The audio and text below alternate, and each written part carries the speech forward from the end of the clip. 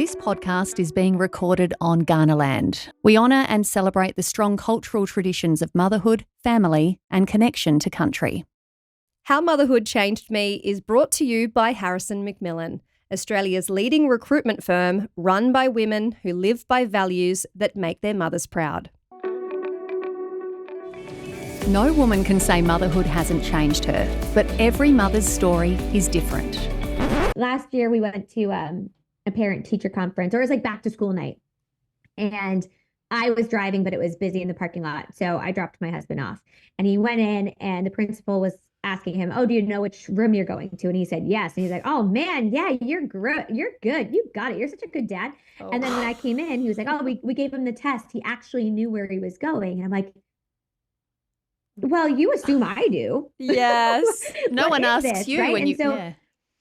No, nobody like would ever think that I don't know where my kid's class is or who their teacher is. And it's funny because I think it's important to call it out in front of our kids too, right? Because you're saying like, you know, the older generation still say these things. The principal at the school still says these things. And so it's important to me that I make sure my kids understand that that's maybe a societal norm that is going away. Yes. These gender roles don't have to exist. Daddy's not a superhero because he picked you up from school. He's just a dad. And that's okay. This is How Motherhood Changed Me. Hi, I am Kerrie Turner. And I'm Jenna Yates. Our guest today, Kez, is a working mother of 4 with a huge online community where she shares her thoughts on the mental load of motherhood, parenting, and her career. I am so excited. I actually feel like a little bit of a fangirl, but I'm, very pleased to welcome you, Paige Connell, aka She is a Paige Turner. You are one of my favorite TikTokers, girl. I'm so excited to have you here. Oh, thank you. Thanks so much for having me. I'm always so excited to meet people in real life because honestly, the like parasocial, and I say in real life, but we're still not in real life, you know. But the internet's weird, right? And so being able to talk to people is amazing. It's quite fascinating that the way the internet brings so many different people together, and we never would have found you without the internet. Yeah. So go internet. Yeah. Love it. Now, Paige, before we jump into our chat, could you give us one word to describe the woman that you were before you had kids? That's a tricky one. I would say determined. Love that. Determined. Would be my word. As in with the career you were building for yourself, or everything. Yeah. Like I had a plan. Like I had a plan for my life and I was determined to make it happen. And I feel like I did in many ways. And then I made it happen and it's very different than I thought. But I was very, very determined in my 20s to go after what I wanted. I love that. Given everything you share about the mental load that mothers carry, I'm really curious to know about your story before you became a mum, and I suppose the mothers that you had to look up to. Did you have a lot of exhausted and overwhelmed mothers? Is that kind of what you thought motherhood was like? You know, to be honest, I think when you're young, you don't really take the time to observe the people around you in a way that maybe would be helpful to you. So, you know, I saw my mom. She was a mother with 4 kids and a working mom and a single mom, though. My parents were divorced. And so my dad was in my life, but my mom was the primary caretaker of us. And I saw her doing a lot, that's for sure. But I think in my, teens, I was like, okay, yeah, like she's just a mom, she's just doing her stuff. I'm not really paying too much attention to it. But I will say that my husband's mom, so they had 3 kids. I've been with my husband since I was 16. So I've known her a very, very long time. She told me more. Like she was pretty transparent. She's the reason for probably one of my most viral moments is because she gave me the advice to never do my husband's laundry. She's like, you're going to learn to hate him. And she said that to me in my 20s. And I was like, wow, she's a bitter lady. No, but it's wild because that's her son. This is so cool. What a woman. I love her. And I don't think it was actually about her son. I think it was actually about her life, right? She was like, you're going to get here. You're going to be here one day. You're going to have 3 kids and a husband, and you're doing everybody's laundry, and you're going to resent all of it. Yeah. And I didn't understand what she was saying at the time. And then 6, 7 years later, I was we ended up buying their house. We live in the house my husband grew up in. And I'm standing in her kitchen going, oh my God, I hate him. I'm like, what happened? And so, I don't know that I recognized it. I don't think I understood what people were telling me or what I was seeing until I was in it. I think it's really hard to know until you're fully in it. Yeah. See, my mum, I'm one of 4 kids. She would have multiple jobs while we were growing up. My dad studied while we were little, and then he was focused on his career. Anyway, she ran the house. She took care of us. And I literally thought that's what it meant to be a good mum. I can even remember saying on my wedding day, I said a little thank you to her, and I just said, I can't wait to be, the kind of mum that you were growing up. And it so quickly changed for me because I was like, no, there's, I don't know, it's like not like that martyr kind of vibe, but it was just like, you don't need to run yourself into, how can I be the best mum I can be if that's what I'm doing? And I feel really sorry that was her story. We've had a lot of conversations about it, but I think, that was definitely how I kind of entered into motherhood. And it's not until sort of, the last few years that I'm like, no, this doesn't feel right. Yeah. Is it a generational thing? Yeah. Because my mum growing up was always at home. She wouldn't go out for dinner with the girls or a weekend away. She was always home doing everything. And putting them, their needs and themselves second to give to more the to family. us. Yeah. I just think that's really interesting. And I love that your mother-in-law was part of that. That aha moment. Yeah. She was. And I think, I think I felt the same. I'm very much a doer. And I think a lot of women are raised to do for everyone, right? We're people pleasers. We're taught to kind of make sure everybody around us is taken care of. The nurturers. And that was very much me. Yeah. And not even just a nurturer, but, checking off the boxes of all the things, right? It's texting my brother, did you get mom a card? Doing those things. You're kind of, it's ingrained in you from a very young age because you see all the women around you doing that. They take charge, they do things, and they prioritize everybody above themselves. And I did the same exact thing. And I thought I was good at it. I knew what I was doing, and I felt like that's what I was supposed to do. And then I was burnt out, and I was looking around saying, what?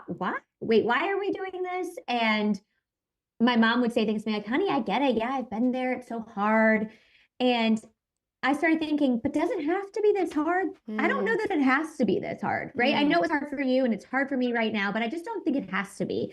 And then I just stopped letting it be in my life. I was no longer going to live that version of my life and be unhappy and be the martyr for everybody in my home. I just didn't want to do it. How did that come to be though? Because I was going to ask you, because I thought, did you have a conversation with your husband before you had your children? Like, how did it sort of play out? But obviously it was later. And how did he respond? Yeah, it didn't happen until after our 4th kid, which sounds crazy. It's how do you get to 4 kids and not have this conversation or not realize that it's not equal or whatever it might be. But we went from 0 to 4 kids in 3.5 years, give or take. Our oldest 2 kids are adopted through foster care. And so we went from no kids to 2 kids very quickly. And they were 1 and 2. So we had toddlers. And then within a year, I was pregnant and had my first biological daughter, and then pregnant again. And so we had 4 kids very quickly. And so that, coupled with the pandemic, I don't think did us any favors, right? My husband works outside of the home and never worked from home, even during the height of the pandemic.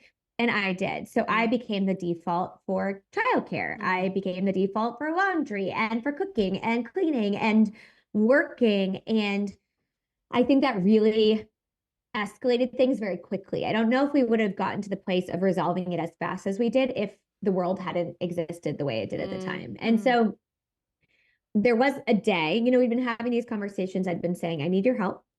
I need you to do more. I need you to consistently participate. And here's the thing. My husband, like many millennial husbands, is incredibly active and always very present, right? He's with us doing tubby time. He's with us at dinner. He's always here. It's not like my husband's off drinking beers on the golf course. He's not. He's home with us. But I was at that time responsible for everything, right? So if I didn't ask for help, if I didn't say, can you do X, Y, and Z, it just didn't get done. Yeah. And, you know, I didn't want to have to keep asking. I didn't want to be the person responsible for everything. And there was a day where everything just, I woke up and my daughter was maybe 2 months old and I was wearing her, you know, on my chest, and I was getting my then 18-month-old ready for her day at daycare. I was getting my 2 big kids ready for their days at daycare. And I went to put a diaper in the trash pail, like the diaper pail. And it was so jam-packed. And his thing was trash. And I was like, you gotta be kidding me. He didn't empty the trash. And then when I went to try and take it out, it was so full that when I was pulling it out, my finger got caught on the side and just sliced open. And there's like blood everywhere. And I'm like fuming. I don't even feel the blood. I'm just mad. I'm so angry. And my little kids are just like, are you okay, mommy? And I'm like, I'm okay. Mom's okay. So I'm like bandaging myself up. And then we get downstairs, and he had also committed to emptying the dishwasher for me. So that way, when I got downstairs, I had everything I needed for the kids for their morning, because I do them by myself. So he's already at work. And so I got downstairs and dishwasher is not unloaded. And I'm like, you gotta be kidding me. Like this ruined my morning, right? My morning is harder and longer than it needed to be. And when I texted him, he was like, oh, sorry, I was running late for work. And I'm like, right. And now I'm running late for work, right? Now I'm running late for work, and my morning's gone to shit because of you. And that's so frustrating, right? And you're not seeing how you're impacting my life. And that day was kind of the day where I was like, I'm done. I'm so done. I'm either doing it by myself or you're going to figure this out, because I cannot keep being the only person responsible for everything. When you drop the ball, it just can't become my job. Yeah, and there's not like a magic fairy who's going to pick it up. It's like, isn't there? Apparently there is in my house. There's always reference to the magic fairy at our house. It's me. I'm the fairy, guys. You know, I've got 3 boys, Paige, so I feel like very responsible to educate them and to set them up so that, you know, their future partners aren't going to be picking up the slack. And my mother-in-law is fantastic, but she often says, oh, you trained him so well. It's like, no, you know, this is a partnership. And so with the boys, I'm like, you know, my middle son, who's nearly 4, I'll say, when you drop that on the floor, someone has to pick it up, mate. And, you know, who's going to pick that up? He's like, you. I'm like, you know, and just trying to have those conversations now so that, I just feel like hopefully their future partners will be like, well done. Thank you, Jenna. I find that. Yeah, we have to teach them. Exactly. Oh, sorry. Go ahead. Yeah, we have to teach the kids. Like we do. They have to know now, so that way when they're older, hopefully other women and other men don't have to go through this. And I have to say, my 2 kids went to childcare full time, so I could return back to work. And the skills that they learnt through their childcare has certainly helped. I mean, they have now slacked off somewhat, but there certainly was an expectation that at a certain time of the afternoon, the childcare room needs to get tidied up. And they all did that, and they all got involved, and they all helped with that. And then they all would help with setting the table for lunchtime and things like that. They had jobs at childcare that certainly helped develop some early skills. I just now need to keep them going. Yeah, and I guess the conversation with your husband too, I suppose, thinking about, you know, I don't want to have the conversation. Like that's another job for me. Yes. Yeah. Yes. My husband will say, write me a list. No, that takes me more time. You see, to you stop. do. Yes, I just find things to do. Sorry, Mark. Yeah. I think there's this idea of just, you notice it, right? Oh, you notice the mess, or you see it. I don't see it. It's just not natural to me. And again, I think it's been ingrained in us to notice it, right? We've been taught to notice it. We also are taught that, right, our our home is a reflection of us, and even our kids, right? My kids go to daycare. If I drop them off at daycare and they look crazy and their hair's a mess and they're wearing a wild outfit, they're judging me as their mom. If dad does it, they're like, haha, dad dressed them today. So cute. So funny. Yeah. And so it's those expectations that we set for women versus men in parenthood, which is that moms are held to this really, really high standard. Yeah. And so then we hold ourselves to that standard, and men are not held accountable in the same way that we are. And I'm a big one for, I am calm. I feel a real sense of calm in my life if my surroundings are tidy. And I can only walk past a room with clutter on it so many times before I just think, I just have to do this myself. No one else is cleaning it up.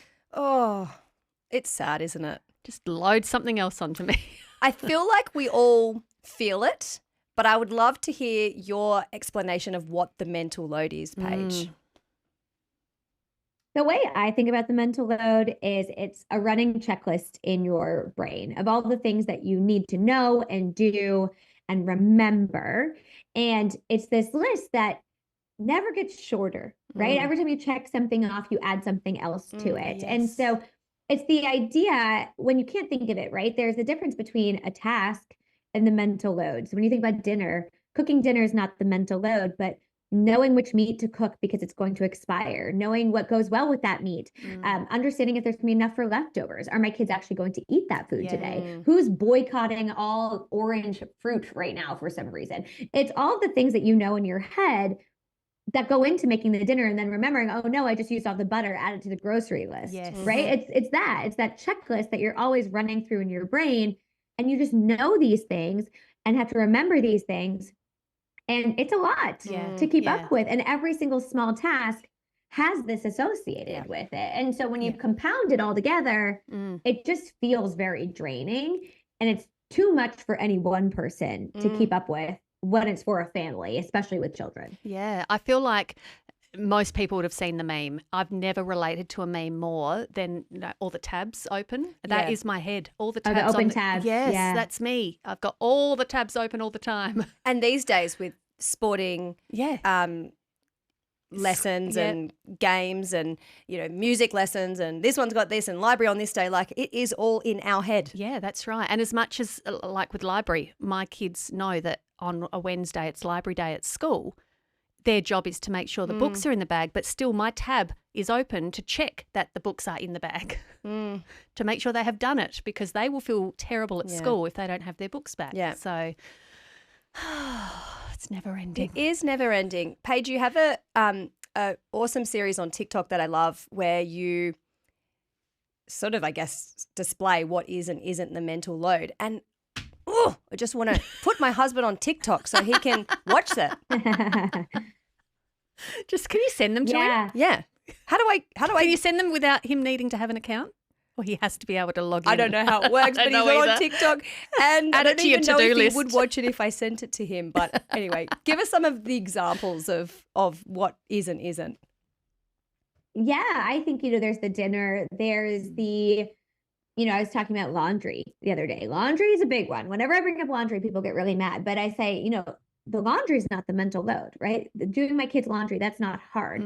But when I do the laundry, I'm checking to make sure we have enough detergent. I'm making sure that I wash his shirt for soccer. I'm making sure that I'm checking things for holes and rips and dirt and whatever else is on his clothes. And then when I go through his clothes, I remember actually those pants no longer fit him at all anymore. So I'm going to take those out. And now that I've taken those out, I have to remind myself that I have to buy more pants because he's growing out of all of his pants. So I have to get him some pants, right? And so it's this running list that's going through your brain as you're doing the laundry. It's not actually about the laundry at all. It's about the clothes, right? And your kids and their needs and everything that goes with the laundry. And typically when you start thinking about the pants that you need to buy, you go, okay, well, if I'm going to buy the pants, then do I need to buy shampoo too? And what else were we running low on? Was it diapers or was it wipes? And you're just going through this list, right? And so oftentimes when people bring up the mental load, people will say, why are you complaining about emptying the dishwasher?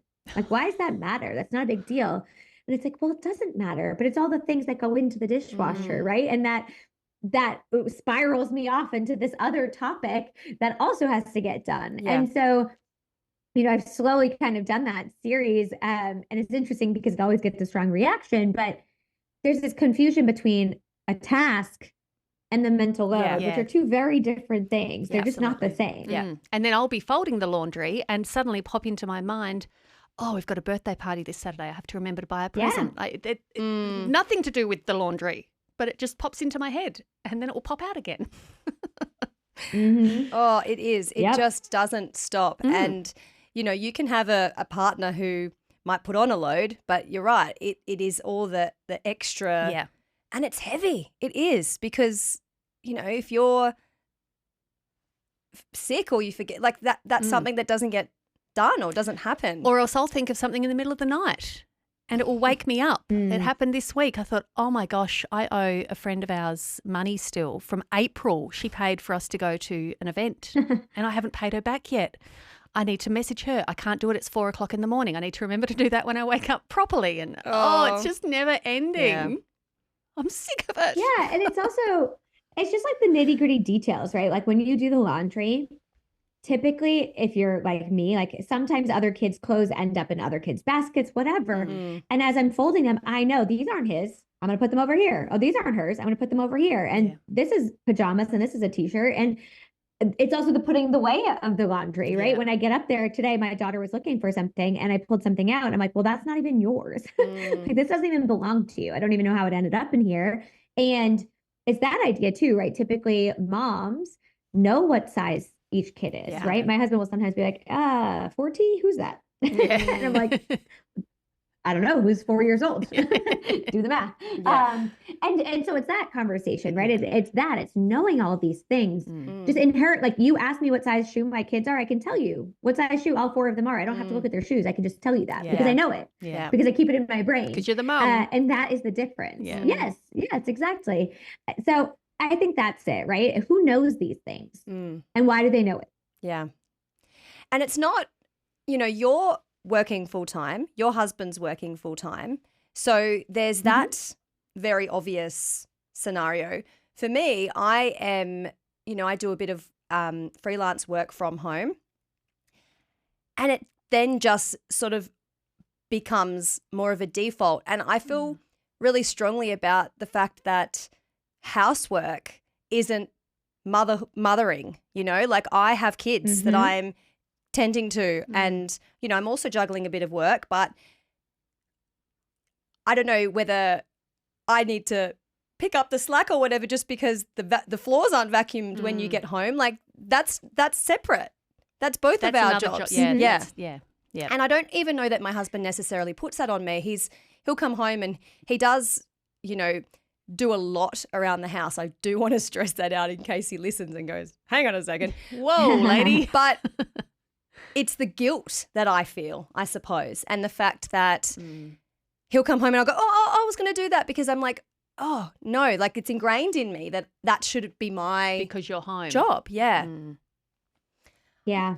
I hear from a lot of women about this because especially if they're a stay-at-home parent, they're like, wait, how do I talk about this? Because my partner thinks it is my job. Or even if their partner doesn't think it, they think it. They're like, well, I'm here. So isn't it my job? Shouldn't I be doing all these things? But I think especially when you have kids home with you, your job is the kids and kids are enough. Like kids are so hard. I've had my daughters home with me for 3 days because they haven't had daycare. I'm tired. I'm just tired. We walked around a circle 100 times. We, rode bikes. We did all the things. I didn't have time. If I'm really engaging with them, I don't have time to also be doing all of the other things. And so you can fit some things in, right? I can fold laundry while they're eating lunch. I can wash the dishes while they catch up on a little show before a nap, right? I can do those things, but you're not going to find me washing the floors. I'm not doing that. I can't do that, nor should it be my responsibility to do that by myself. I think there's this weird idea that if somebody works outside of the house for 8 hours, that it holds a lot more weight for some reason than taking care of kids for 8 hours. And it doesn't. And I often hear, I earn the paycheck, so therefore I don't have to do X, Y, and Z. And this is in my comment sections a lot.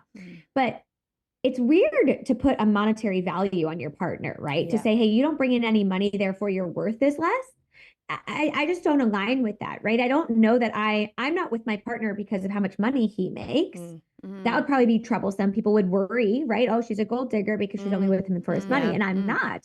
I value him for more than that. And so your paycheck doesn't earn your way out of parenting. It doesn't earn your way out of taking care of your home. And if you would have had to do it without your wife or partner, if you would have been doing it when you were single and or having to pay to outsource it, then there's no reason your partner should be doing it for you. You can participate in these things. And so it's a hard conversation to have.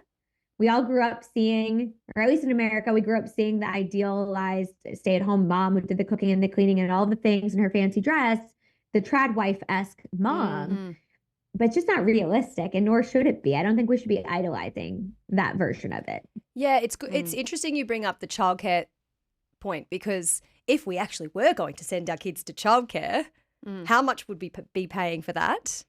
We had a decision that we had to make as a family, and I didn't return to my job after having the kids because the navigating of the drop-offs and all the rest of it, it wouldn't have worked out. I worked in radio, Paige, so the hours and everything, it just wouldn't have been possible for us with my husband's job and the financial pay. There would have been in daycare probably from 6 till 6. It just wouldn't have worked out. So I stayed home. And yeah, that doesn't mean that I'm not contributing to the family, does it?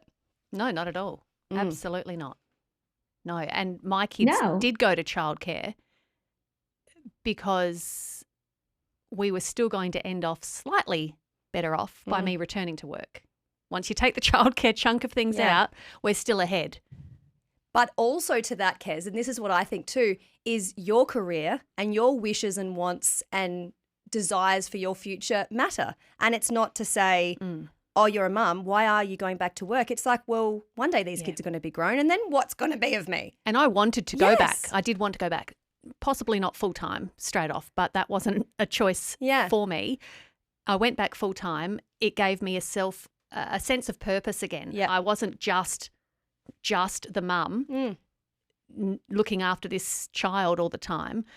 I had to put a lot of trust into the childcare educators that they were going to do the right thing for my little people. And I went back to work to be the best version of me that I could be and the best mum that I could be by having that break from them during the day. I came home at the end of the day and I was such a more excited, engaged, energetic mum because I hadn't spent the whole day dealing with meltdowns and I don't want to eat that, but you just said you wanted that for lunch. Well, I don't want that for lunch now. And I want the pink plate, not the green plate. And all the things. So for me to be the best version that I could be, going back to work was worthwhile. But when you look at the financial side, most of what I was earning went straight to childcare. Yeah, I don't know. Because of the cost. I just feel as though it's common for it's basically all that happens is the mother takes the maternity leave, and what happens to her career and what happens to her wants and her dreams. And, I will say I wanted to stay home with the kids, but for me now, if I want to return to the workforce, I feel like I'm back down. You know, those 10 years that I worked in the industry, are they just wiped? No, not at all. Absolutely not. Is that how it is though, Paige? Because it does feel like it's like, oh, you've just been changing nappies for 5 years. Like, is your brain working? Yeah. I think it's really difficult because as women, we are given the impossible choice, right? You stay home with your children and you feel like you lose your value outside of the home. People no longer view you as smart or educated or any of the things that maybe you were when you were in your career. They boil it down to being a babysitter for your own kids. They're like, wow, she's just a stay-at-home mom or whatever it might be. And it's a really difficult decision for multiple reasons. And also, I don't really know any stay-at-home moms who aren't also involved in something else, right? They're either freelancing or trying to start their own side hustle. Yeah. They're almost all doing something, partially because they just want a purpose outside of just being a mom. And they want to build something that they can go back to, hopefully. And here in the US, we have abysmal parental leave, right? Even for women. And so you have this impossible task of deciding very quickly what you're going to do. And then your partner doesn't get leave. So you already get, all of the responsibility of the baby right off the bat. And that makes it feel really hard to go back to work. And when you go back to work, the cost of childcare is so incredibly high. And for some reason, when we talk about it, and we even just did now, we're always like, oh, my salary doesn't cover the full cost. Or after childcare, I only have this much left. So true. And it's like, what? Yeah. Why does his salary not have to pay for any of this? Yes. Why does my salary have to pay for childcare? Let's take our two salaries combined and see if it covers the cost of childcare. Because when we talk about the mortgage, I don't say, hey, this is your full responsibility. No, we're both paying for the mortgage. We're both paying for all the bills. But childcare is mine? Like, that doesn't make any sense. So there's this narrative that because women birth the children and women take the maternity leave, that women ultimately are responsible for the childcare decision. If they can't afford it, then they can't have it. And then they go back to work and we're told, oh, you can come back. You're just going to start where you were when you graduated college. Best of luck. You have to earn your way back up now. And it's just an impossible choice, right? It really feels impossible no matter which you choose. At least for me as a working mom, people say, oh, you're letting other people raise your kids. And then when you stay at home, it's like, what purpose do you serve? Your husband pays all the bills and you just watch the kids. What are you doing? And it just feels like you can't win. You can't win. And so I think the goal is to stop trying to win. We have to change the narrative. We also have to ask dads to be in it with us. Take a leave. Take that leave. Women take unpaid leave all the time for our kids. Take the leave. Take the sick days when your kids are sick. You should be just as involved in parenting your children and making those decisions and paying for childcare, all of those things, as women are. Women shouldn't be the default. We all know that it takes a village to raise a child, and our friends at Harrison Macmillan know that it also takes a team to build a successful business. And they're here to help you find the right team members. Mums understand the value of asking for help, and businesses should too. Harrison Macmillan specialises in recruiting top talent, so you don't have to go it alone. They have the experience and network to ensure you get the best candidates. With over 500 clients across Australia, they are well known for their people-centric expertise. They don't see themselves as just a recruitment agency, but as your strategic talent partner committed to meeting your unique staffing challenges. And outsourcing to them means you can focus on what you do best. Visit harrisonmacmillan.com.au to learn more about how they can support your business, just like a village supports a family. Just when you were talking, Paige, about the taking a day off when your child's sick, I was always the one that would take the day off. I don't know why. It just felt like it was the easier thing for me to just say I can't do my shift today versus my husband potentially having to cancel meetings and shuffle his diary around. I would just take the day. If childcare called and said your child's not well and they can't come tomorrow, all right, I'll let my boss know. It was always me. Even school holidays. Yeah. School holidays. So often it's the mums that have to juggle the school holiday fun and games. So true. We got to turn things around. Kes is having revelations right now. It's all happening in my little head.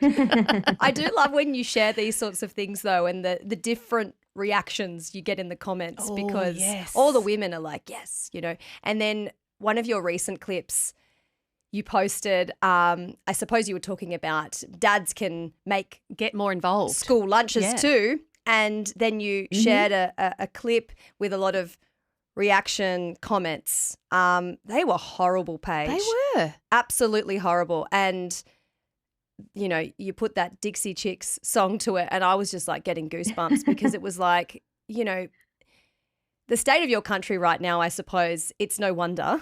But we have a lot of work to do. So much work. Our country's going through it. So that's not helping anything right now. And so the Dixie Chicks, or the Chicks now, they were one of my favorite bands growing up. And so when that song was trending, I was like, I would love to do something to this. I just don't know what. And I was looking through my comments and I just started to see these coming through. I was, I see them every day. I get comments like that every single day. And to be honest, I'm like a duck with water rolling off my back. I see them and off they go. So many I block, by this point. I remove. Yeah, the whole like what is it? Somebody else's opinion of me is none of my business. Live your life. Yeah. And I do respond to comments a lot. If you follow me, you'll see that I'm happy to respond to a negative comment and kind of call out bad behavior from men. But I think this video is hard for a lot of women to see because we know that there's a lot of men out there who say these things, but when you see it kind of flashing up on the screen like that, it feels really jarring. But that is my everyday online, transparently. That is the kind of comments that are on my page every single day. And it's scary to know that a lot of people think that way. I try to put it in the, I don't know if I'm right or wrong in this, but I try to put it in the perspective that as it's a very loud minority of men. I don't know, and I think we've got a lot of that in our politics as well. A loud minority, right? They are loud and proud of the way they believe, and they are happy to say it publicly on my Instagram, right? And but I'm hopeful that they're the minority. I really am. I hope they are. And so I try not to pay it too much attention, but I do think it's important to call out from time to time to remind us why we're having these conversations. Because a lot of times I'll get comments like, I don't know any men like that. Every dad I know makes lunches. Every dad I know does this.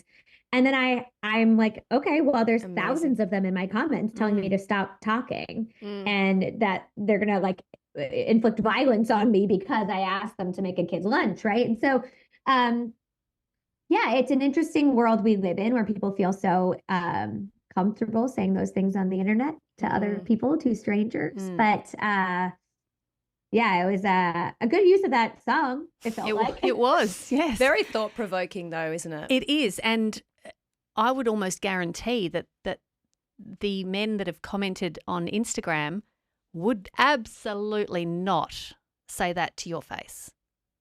If they saw you in the street, I'd be shocked if they said it to your face. But again, I can say what I want because I'm and the people that you can impact want to learn. Yes. And we said earlier, the husbands are like, just give me a list. Just give me a list. At least there's a desire to, they want to help and want to be better.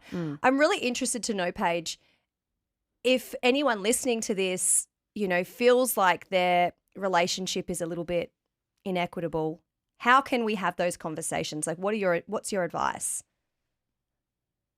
My best piece of advice is, first and foremost, I think it's really important to know your partner, right? Know your partner. Are they willing and able to change? Are they invested in the relationship? Hopefully you know them, right? Hopefully you know your partner well enough to know. I did. I knew my partner genuinely loved me and he was not trying to cause me harm. I knew that he didn't want to see me unhappy. Yeah.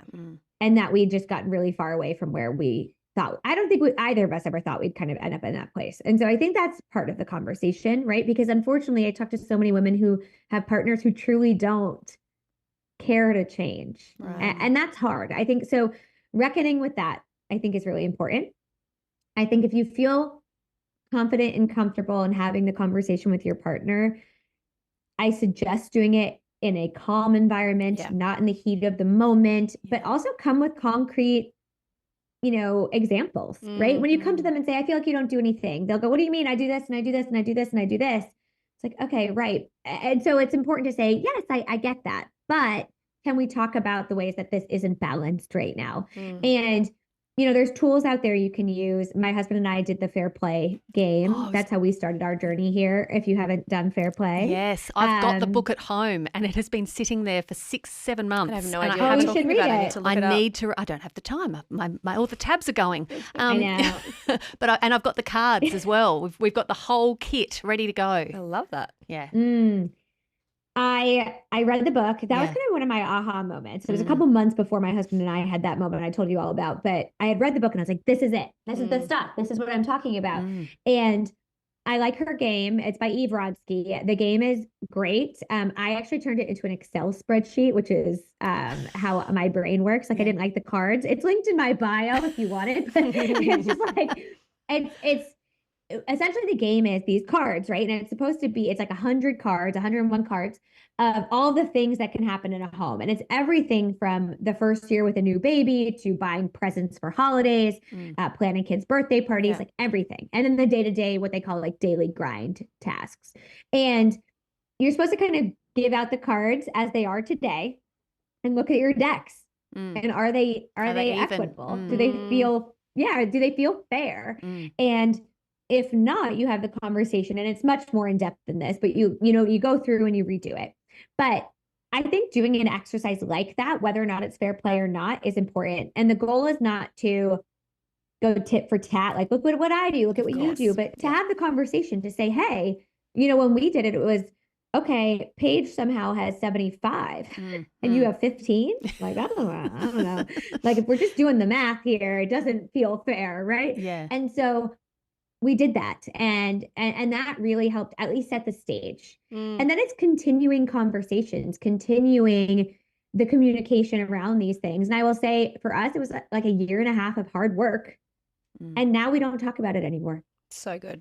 We just don't talk about it anymore. We don't have to talk about it anymore. And I would say I do individual therapy. I think therapy is the best thing. We did some couples counseling for a bit. And so I think if you're having a really hard time communicating, sometimes a third party is helpful. And if you're interested in fair play, there's actually a lot of therapists who are also fair play, like facilitators. So they can help you go through the process a bit.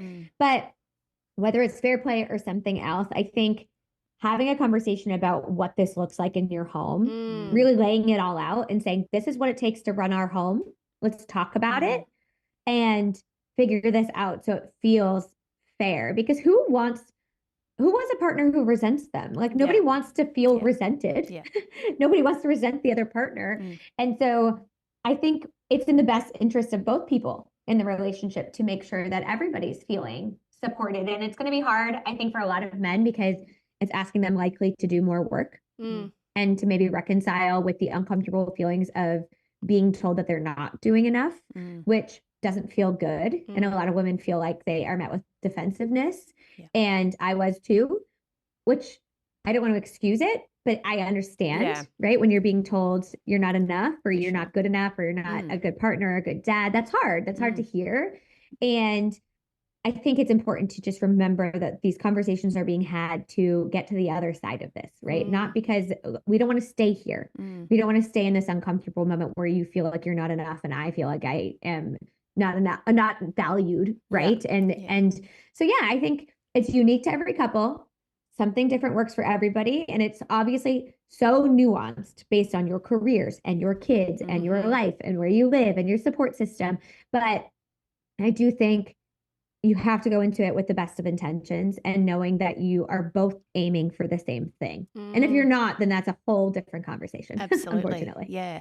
And Paige, I'd be interested with the book. Did you read it and then did your husband read it, or did you read it and just give him the summary of it? Because if I'm waiting for my husband to read it, we could be waiting a little while. Yeah. Unfortunately, I did the Cliff Notes for him. I kind of gave him the spiel. Yeah. I would say best case scenario, they read it or do the audiobook or even just listen to a podcast episode with Eve, the author. Good idea. She does so many podcasts. But even again, if it's not her, there's so many books. And just there's a book by actually a husband that I'm reading, I'm in the middle of, called, I think his name's Matthew, I think it's Matt, and I always blank on his last name when I have to tell somebody it, and it'll come to me. But the book is called This Is How Your Marriage Ends. Ooh. And it's from his perspective as a man whose wife chose to leave him. Wow. Because of a lot of this.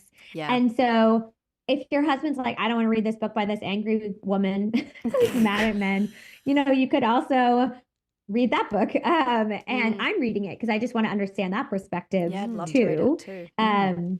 So, that's a suggestion. Wow. I love how you say every home is different, because I feel that, and I feel, what a setup you have could be completely different for me. I love how, even though it feels like we're taking these baby steps, we are taking steps, because I hear conversations, my grandparents will make a comment about how amazing my husband is because he drops the kids off to school and his work is a block over, Paige, It's like it's on his way. It's on his way. Why wouldn't he? Why wouldn't he? And, back when Nana had her kids and life looked very different. So recognizing how far we've come and I guess having these conversations, I try to call it out. My mum will often say about how good Hayden is and how much he does. And I'm like, it's just, you know, and having those conversations with the people around us. Yeah. Yeah. The language we use matters. The way we talk about this matters, right? I think it's important that even for our kids, that they don't see, you know, I had a video once where I said, we have to stop applauding dads for doing what moms are expected to do, right? Because then it sends this message that they are these superheroes for packing the lunch or for picking the kids up and volunteering at school, right? We don't say like, way to go, mom, you're a super mom when she shows up to volunteer at the library with the kids. But when dad does, it's like, oh my gosh, dad. Last year we went to a parent teacher conference, or it was like back to school night. And I was driving, but it was busy in the parking lot. So I dropped my husband off and he went in and the principal was asking him, oh, do you know which room you're going to? And he said, yes. And he's like, oh man, yeah, you're good. You're good. You got it. You're such a good dad.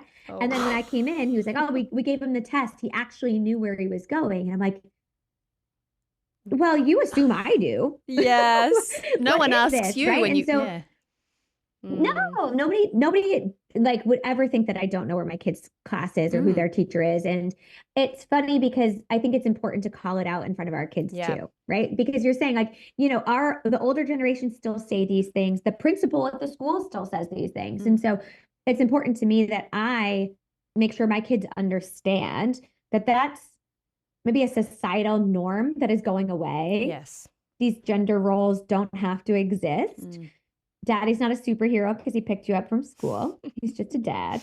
And that's okay. And it's not saying he's not an amazing dad, but I'm also an amazing mom. Yeah. Right. So, you know, I think it does matter kind of what we hear and the way we talk about these things and not just for us, but for our kids too. So hopefully they don't grow up thinking like, oh, that's all it takes to be a really good dad is just to, you know, show up at the soccer field once in a while. Do a school pickup it's now more and than that.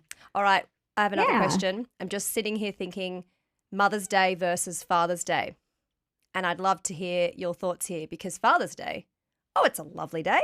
You know, Mum's organised all of it. Mum's got the gift. Mum's planned the lunch.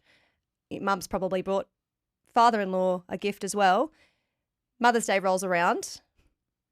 I'm also organising that. I would love to hear your thoughts on that and how we can flip this because I'm sure I'm not alone. Yeah, I think there's a lot of controversy, at least here in the US. I don't know about where you all are, but around Mother's Day, because women, we are so often expected to plan everything and make all the magic for everyone, including ourselves. And then on Mother's Day, there's this weird thing that goes on between moms and their mother-in-law. Like, am I supposed to make you brunch? Why am I making you brunch? Yes, right? I'm like, a mom. Your kids making you brunch. Yes. Yeah. And so there's this like multiple layers, right? So it's like you know, women want their husbands to think of them and put in time and effort to plan for them. And then there's this other layer of saying like to the other women in our lives, like, I understand this is what it was like when you were coming up. I don't want to host brunch for you today. I want to do nothing today, right? I want to lay in my bed. I want my family to make me food. Maybe I'm going to get a manicure, but I don't want to be making brunch for my mom and my mother-in-law and my sister-in-law, right? Because on Father's Day, that was never really the expectation, right? Dads were always, at least where I grew up, golfing.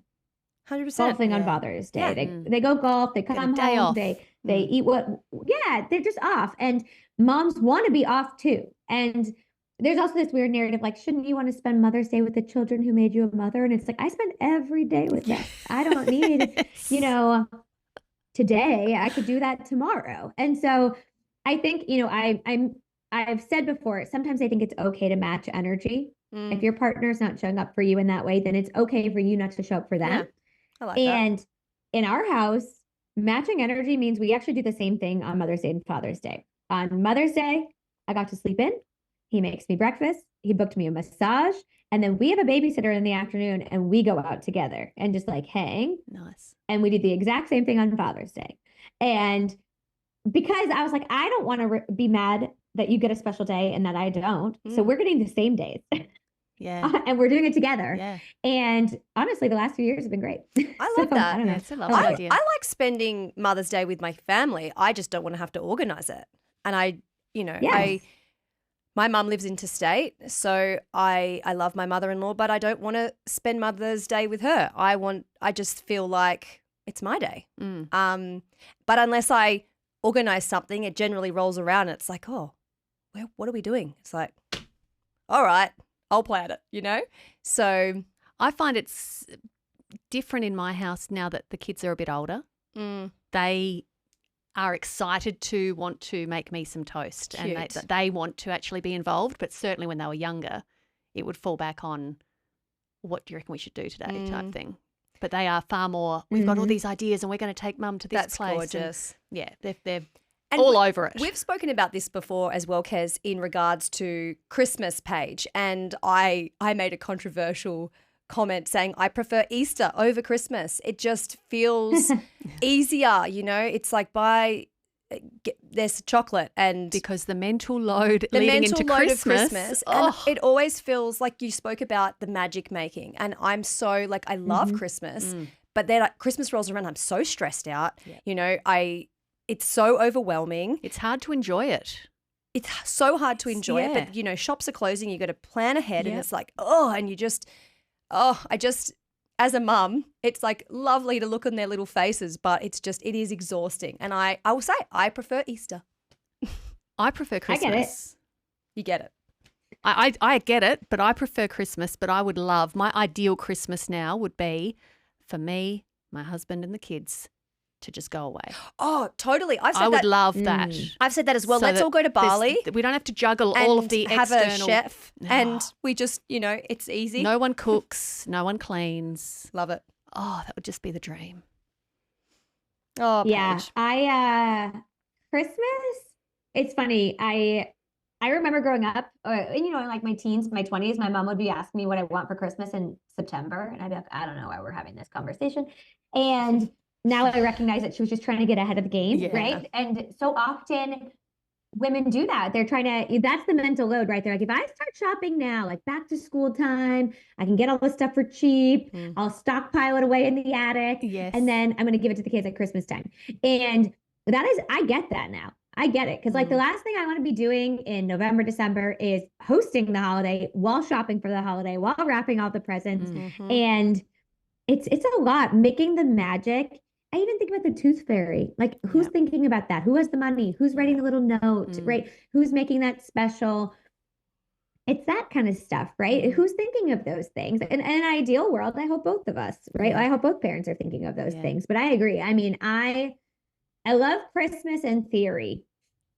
Like in actuality, it's a lot of work. And by the end of it, my husband and I are like the Grinch. Christmas night, the kids go to bed, we take it down. Like they wake up, it's like Christmas never happened. Like it's all gone. Oh my gosh, because we're so done. We're just like done. We throw the Christmas tree out in the woods. Yeah. The 25th at 10 p.m. We're done with Christmas. It's gone. So I feel that a bit. Love it. Even birthdays. My daughter had a birthday earlier this week and she opened up her birthday card and she looked at my husband and said, well, you were lazy. You didn't write in this. Oh. I didn't even think to ask him if he wanted to write in it. Again, because it's just a job that falls on me. So next birthday, I'm going to make him noticing. write. She's noticing. Yeah. She said, you're lazy, Dad. That's the thing. Yeah. And it's a good thing that they notice, isn't it? His response was, well, you don't generally have two people write two separate messages in a card. So Mum has written it on behalf of both of us. Yeah. Oh my gosh. But next year he can write his own message. Oh, it's all just so real, isn't it, Jen? So real.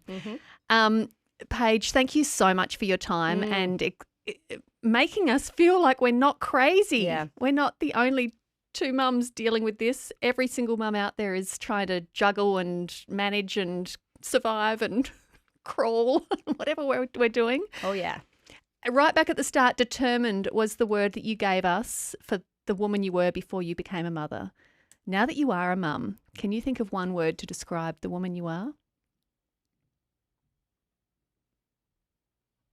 I would say I think this is maybe it's too bold of a word, but I'd say I'm a bit radicalized now.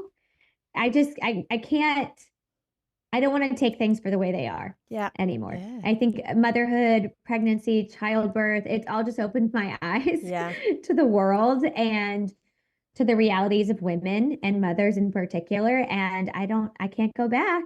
Wow. And so, I haven't stopped talking about it. So I think that is probably where I am now. And I'm so glad that you do. I feel like every video you share, it's very thought-provoking. Yeah. It's a conversation starter that you can have with your girlfriends and your husband, and let's just one step at a time, one foot in front of the other, and hopefully our kids will have a much more equal, starting ground. Absolutely. 'Cause that'll be amazing. Yeah. And I'm going to start reading Fair Play tonight. It's the next book on my list.